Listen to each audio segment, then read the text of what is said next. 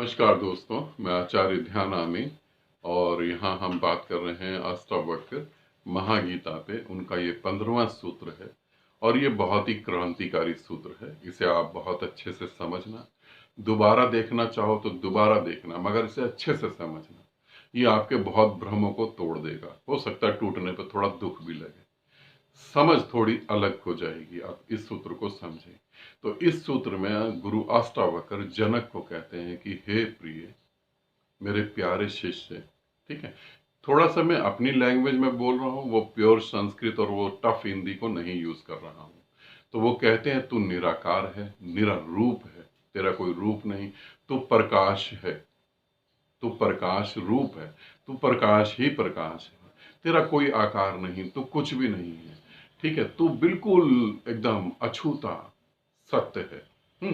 तू परमात्मा है। ये सब तू जो है समाधि के अनुष्ठान, ये सब तू समाधिस्थ है, मगर ये कि मैं समाधिस्थ हो जाऊं, उसके तू जो भी अनुष्ठान करता है, जो भी क्रियाएं करता है, उससे तू कभी भी ये जान नहीं पाएगा। और ये करना ही जो है तुझे संसार की तरफ गति कराएगा और तू भ्रमित हो जाएगा। यहां अष्टावक्र एक ऐसी बात कह रहे हैं जिसमें पतंजलि का योग सूत्र, मीरा की भक्ति, कृष्ण की सारी शिक्षा और बुद्ध महावीर सबको उन्होंने एकदम किनारे हटा दिया।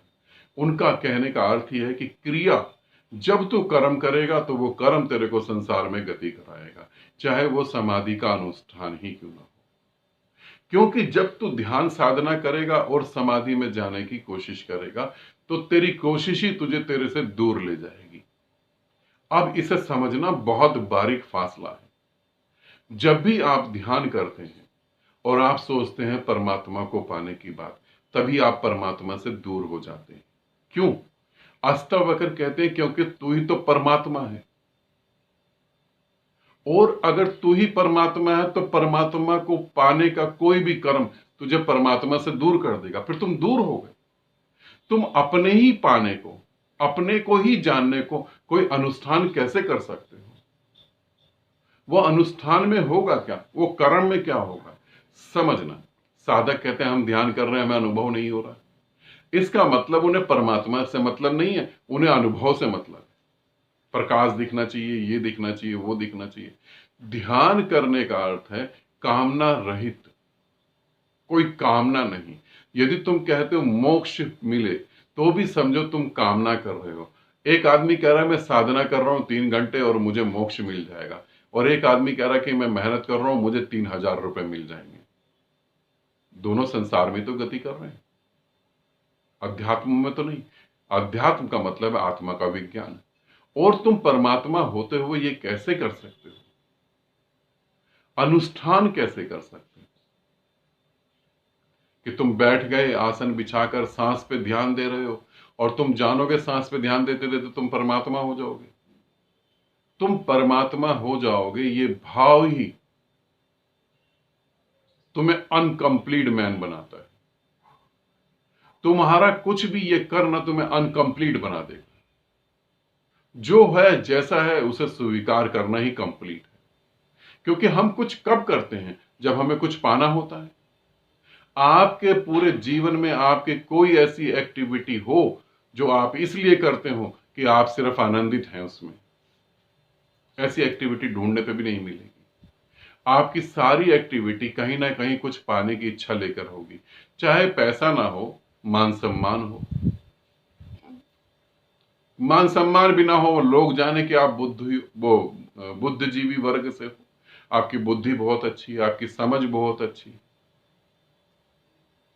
कहीं ना कहीं कुछ ना कुछ डिमांड जरूर होगी आपके पास, तभी आप कोई क्रिया करोगे। और यही जो है अष्टावक्र जनक को सभी विधियों से, सभी शास्त्रों से सबसे मुक्त कर रहे हैं। वो कह रहे हैं ये बोध को तू कैसे प्राप्त होगा, अगर बोध प्राप्त होने की तेरे को इच्छा है तो। यहां परमात्मा को मैं बोध कह रहा हूं, है ना, होश। क्योंकि होश में ही तुम वो जान पाते हो कि तुम एनर्जी हो। तो जब तुम होश में आओगे और होश में आने के बाद तुम जान पाओगे तुम एनर्जी हो, तो इसके लिए तुम्हें अनुष्ठान करने की जरूरत क्या है?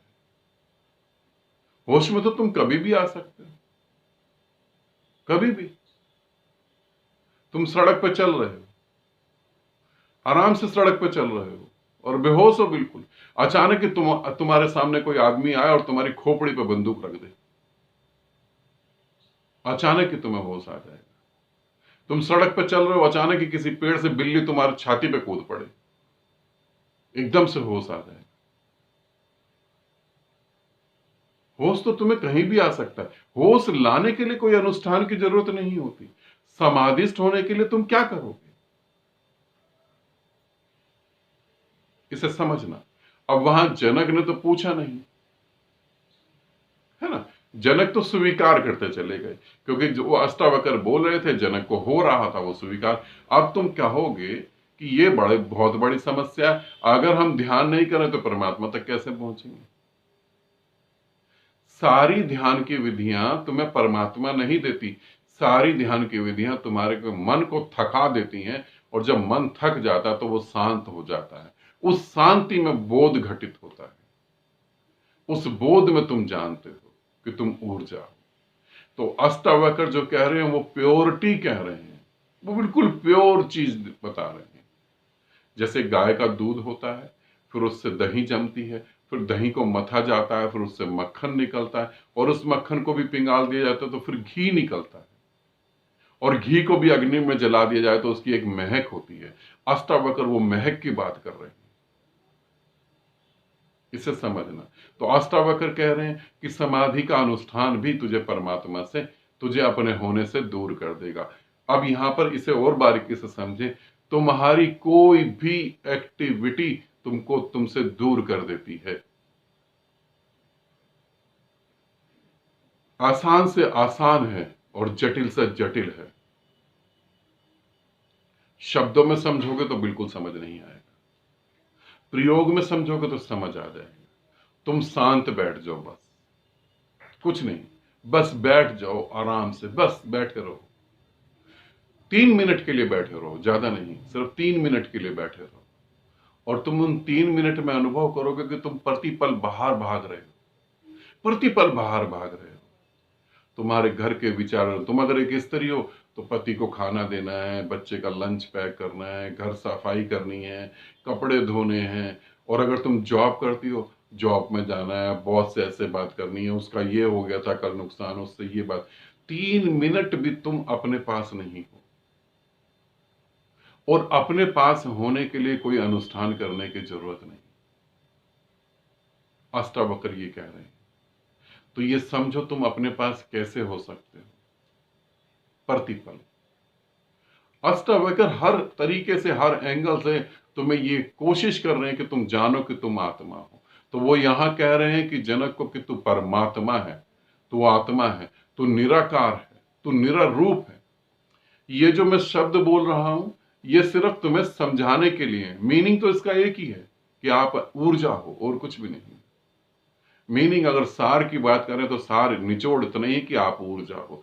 अब मैं ऊर्जा हूं, इसे महसूस करने के लिए मुझे कोई विधि विधान की जरूरत नहीं है, ना कोई विधि चाहिए, ना मुझे कोई ग्रंथ चाहिए, ना मुझे कोई धार्मिक काम चाहिए।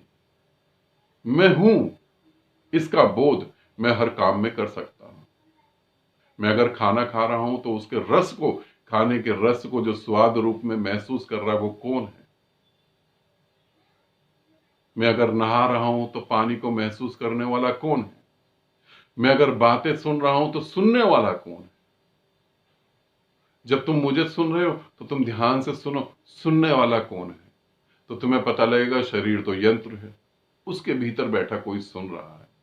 फिर वो कौन है, और जब तुम उसके ऊपर फोकस करोगे तो पहली बार तुम अपने ऊपर आओगे, और जब तुम अपने ऊपर आओगे तो तुम्हें पता लगेगा वहां तो कोई भी नहीं, सब शून्य है। वही शून्य सब में विद्यमान है, वही शून्य पूरा ब्रह्मांड है, वही शून्य अष्टावक्र में है, वही जनक में है। जनक और अष्टावक्र इंद्रियों के कारण ऊपर से देखे गए दो शरीर हैं, भीतर तो सब एक है। तो इसे समझना, इसे किसी अनुष्ठान से तुम नहीं प्राप्त कर सकते। सभी अनुष्ठान छूट जाए तब ये पता लगता है। ठीक है, आनंदित रहें, सदा खुश रहें। बहुत बहुत प्रेम आप सभी को।